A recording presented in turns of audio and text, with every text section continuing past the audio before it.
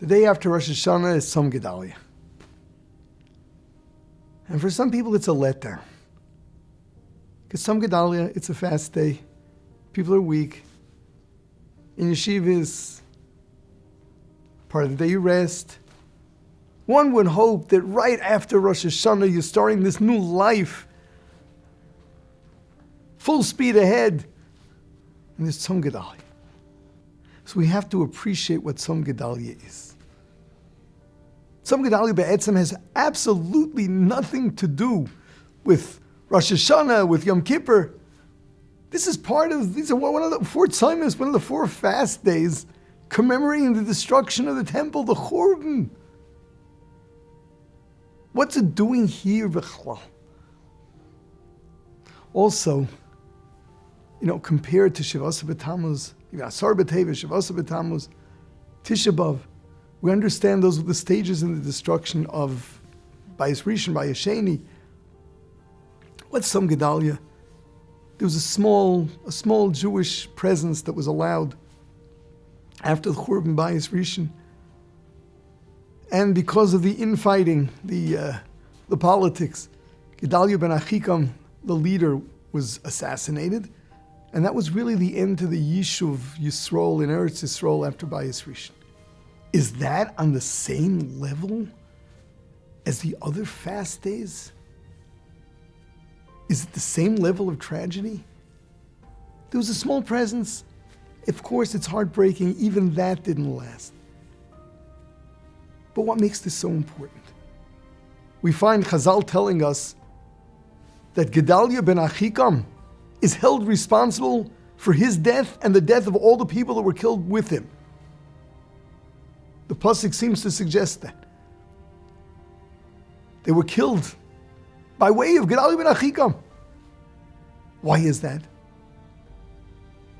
So the Gemara tells us, if we look at the psukim, Gedaliah was warned. He was warned that they were out to get him. But he was a tzaddik. He wasn't makabel Lashon Hara. And because of that, he was killed and all the people with him were killed. Says the Gemara, he was wrong. Hi lishna bisha, this Lashon Hara, even though there's an Isser of Kabbalah, you're not supposed to believe it. Lemechash miuboi. What you have to do is take the necessary precautions. So that's a chiddush in Hilchas Lashon Hara. You don't believe it. You don't change the way you feel about the other person, but you have to protect yourself. Whatever means you must take in order to be protected, you've got to do, even though you continue thinking of the person the way you did before you heard these nasty things about. It sounds like it's a lot more than just Hilchas Lashon Hara. This seems to be a basic attitude on life. And that is, you got to be careful. When you become more of a tzaddik, make sure you're not naive. Make sure you're not naive. What was his aveira? He completely discounted this idea that there are people out to get him. He completely discounted it. That's being naive. Being a tzaddik doesn't mean me being naive. And in Klal Yisrael, being a tzaddik means being wise. If you're not wise, you can't be a tzaddik. Same way we say, Lo amar it's chosid. The ignorant one cannot be a chosid. The ignorant one cannot be pious, holy. It's the same thing here. A tzaddik does not mean someone who is so pure that he doesn't understand life and he's not responsible. It's a lack of tzidkis.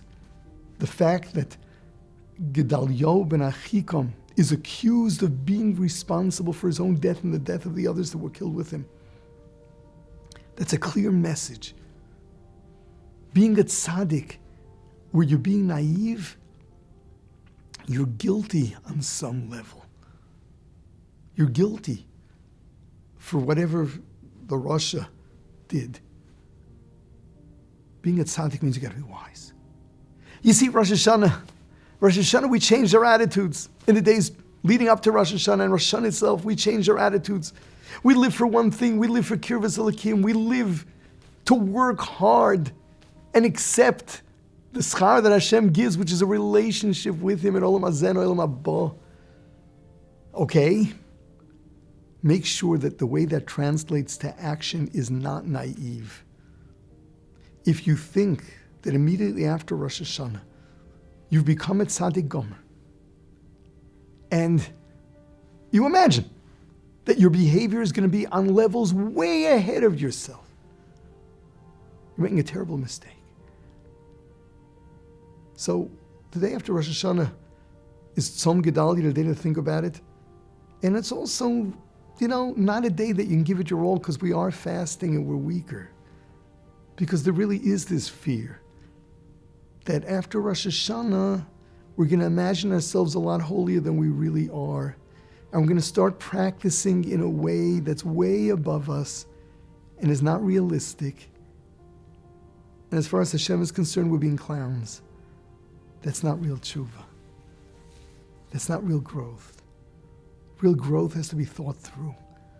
And this is really something of an introduction to what we're going to be talking about for everything about Yom Kippur, is how to do realistic tshuva. Tshuva that lasts, tshuva that's real, tshuva that's not lip service, tshuva where you're not going to find yourself going through the same process year after year and remaining the same, having the same issues year after year. It's got to be a wise tshuva. That's the message of Tzom Gedaliah. Don't be naive. It's got to be a wise tshuva. Now, at the same time, in Aseret Yemei Tshuva, we find that there's an inyan of keeping chumras. It says, Lamashal, people who are makel with non-Jewish baked bread, pasakum. So there are heterim of paspalter, bakery bread, which is different than private bread. With all the heterim, it says during Aseret Yemei Tshuva, if you can, the right thing is to be machmer. And there are a lot of chumras that people will keep during Aseret Yemei Tshuva. And the question is, what are we playing a game? We're following the Shulchan Aruch that says on Aseret Yemei Tshuva you keep these chumras, and after Yom Kippur you stop keeping these chumras. Whom are we kidding? Certainly not Hashem, perhaps ourselves. What is the inyan of keeping chumras? So I like to give two approaches. I believe they're both right. The very first one is that if you recognize that at this time of year your life is on the line, you're going to keep a higher level. Meaning, if you're just going to continue behaving during Aseret Yemei Tshuva the way you do all year long, then you're ignoring the fact that these are Yemei Din. These are days of judgment. No, we're not talking about walking around with terrible fear. We already spoke about that with regard to Rosh Hashana. The greatest fear is the lost opportunity. The fear is not walking around feeling like you're about to fall into Gehenna, chas v'shalom. Nevertheless, there's got to be a consciousness that your life is on the line. This whole year ahead of you, which maybe your whole future, is on the line. And of course you want to do your best. That's number one. Number two is giving yourself something of a vision of what you'd like to look like someday. Telling Hashem, no, this is not me today. But I'd really like to reach this level at some point in time. I'd like to be a holier person. I'd like to be a greater medactic b'mitzvahs. I would want to be in a place where I don't rely on the generally accepted leniencies, the coolest. That's also a message, an important one. So altogether, for Aseret Yemei Tshuva, the hanhaga, one's behavior is different, it's on a higher level. But make sure that it's not stilted in a way that you're fooling yourself into thinking that this is whom you've really become. Because in order to grow into a higher place, there are many steps. We'll be talking about this with regard to the whole tshuva process. And it's going to take time. Yeah, yesh kain alama b'sha'achas. We find in the Gemara all of those who did a total turnaround in 1 hour, 1 minute, 1 second. But they didn't survive. They didn't survive.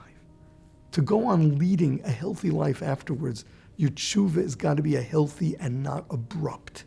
It cannot be an abrupt tshuva. It's got to be a healthy tshuva. That's, again, the message of Tzom Gedaliah and the message for all of us Aseret Yemei Tshuva. Now, we spoke about Elul as being the time before creation, where what existed was Hashem's Ratzon Lahetiv. That's the Elul that comes before Rosh Hashana. Elul is also time before Yom Kippur. And Aseret Yemei Tshuva too are the time before Yom Kippur.